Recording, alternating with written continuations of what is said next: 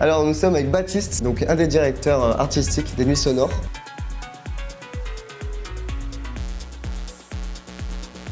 Est-ce que tu peux présenter un peu quoi ça consiste, être directeur artistique des Nuits Sonores? En soi, on parle plutôt d'un pôle de direction artistique. C'est pas directeur au sens le patron, c'est donner une direction artistique. On est 4 personnes permanentes sur ce sujet-là. On gère aussi le Sucre à Lyon, qui est un club de ce qu'on appelle l'écosystème de Nuits Sonores, qui est un peu notre laboratoire à l'année. Et on écrit des programmations en partant d'un édito, des sujets qu'on a envie de parler, un peu comme des journalistes en fait. On se dit, mais aujourd'hui par exemple, le sujet des guerres dans certains pays peuvent être un sujet qu'on va explorer. On essaie de créer des couleurs. On peut partir même de passages historiques. Je pense par exemple, mercredi, on ouvrait avec une scène qui était tournée autour de Juno Reactor, qui est un groupe culte trans des années 90, qu'on fait notamment la bande-son de Matrix, etc. Et on est parti de ça pour raconter les nouvelles scènes trans qui se réinventent énormément aujourd'hui, notamment au Japon, et aussi dans une techno un peu plus hardcore, un peu plus rapide, qui est populaire et qu'on peut retrouver par exemple dans le back-to-back qu'on avait de Hérode et Physical. On vient souligner ça. Donc voilà, on essaye de raconter les histoires avant de mettre des noms. Une fois qu'on a ces histoires, et ben on va creuser sur les noms. Ce qu'on appelle faire du beau, en général, ça vient un peu tout seul. C'est trouver aussi une dimension de représentativité locale, régionale des artistes. C'est toujours un axe qui est intéressant. Se dire, est-ce qu'il y a un écho sur le territoire de gens qui vont apprécier ça? Je reprends l'exemple de cette scène trans. On a un certain nombre d'artistes, de collectifs qui sont très actifs sur du DJing, Only Vinyl, de se réapproprier ce mouvement Goa Trans, Disco Valley. Et donc, si on a ces fondements-là, on se dit, ça va être intéressant de le déployer à une échelle internationale sur le festival. Il y a évidemment la parité, la représentativité, de genre, de territoire, de culture. Et quand on arrive un peu à faire toutes ces cases-là, comme on est 4, déjà on se challenge. C'est-à-dire que si moi je veux faire un artiste, finalement les autres fondateurs vont m'interroger sur la pertinence de le faire, tu vois. En général, quand on tombe d'accord, il y a déjà un gros travail réflexif qui a été fait avant de pouvoir avancer sur des offres et négociations de cachets qui sont une partie du travail qui est plus anecdotique finalement. Donc voilà comment on bosse. Et puis après, on a plein de gens, on demande en fonction des époques. Il y a un festival qui a 22 ans. On a dans les équipes des gens qui ont 22, 23 ans, comme certains des fondateurs qui sont plutôt autour de 50, 55 ans. Donc les visions même culturelles ou les références, on a un panorama qui nous permet quand même de pouvoir interroger dans les équipes les personnes spécifiques en fonction des sujets. Et ça, c'est aussi hyper ressource, quoi. C'est quoi les défis majeurs quand on doit conceptualiser, programmer ce genre d'événement? Je pense qu'il y en a beaucoup.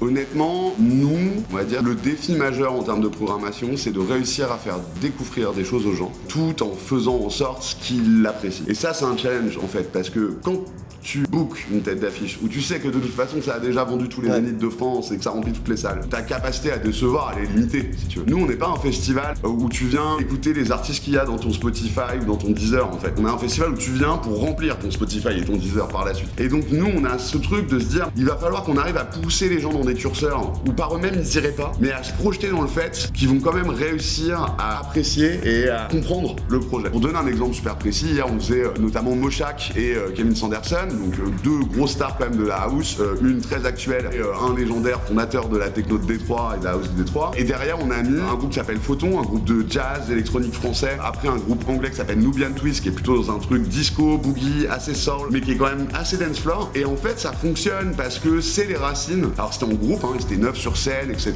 Et là t'as plein de gens, notamment des jeunes, etc. qui viennent voir un DJ quoi, qui font je pense beaucoup de festivals que de musique électronique et qui vont peut-être moins des concerts quoi, qui se retrouvent devant ça et qui prennent une claque parce que l'humanité de ce genre de performance elle est incroyable en fait. Et quand on arrive à faire ça on est juste. C'est titiller la curiosité des gens quand même. C'est ça. Et sans les amener à un endroit où finalement la salle va se vider aussi parce qu'en fait on a poussé le curseur trop loin et ça ne fonctionne pas. C'est aussi ça la peur, c'est de mettre l'artiste dans une situation à une heure, à une horaire donnée, sur une scène donnée, dans un line-up donné qui ne fonctionnerait pas et qui trouverait pas son public. Et nous notre travail de toute façon c'est de faire que le public rencontre des artistes, c'est tout. Comment s'est fondé les Nuits Sonores?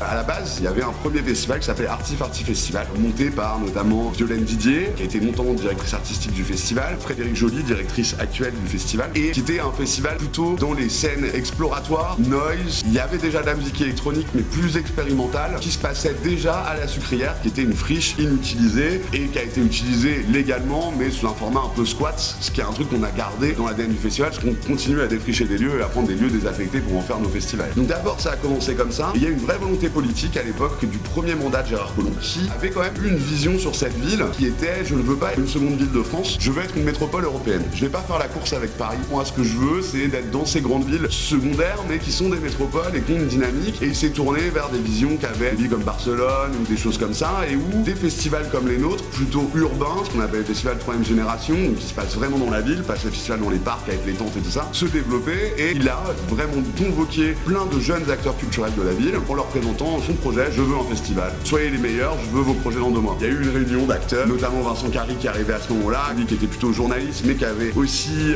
géré un club à Lyon, qui était déjà proche de Laurent Garnier, etc., qui était un des premiers à s'intéresser à la musique électronique sur le territoire à l'époque. Et ils se sont fédérés et ils ont gagné le projet, et là, ça les a lancés dans une immense aventure.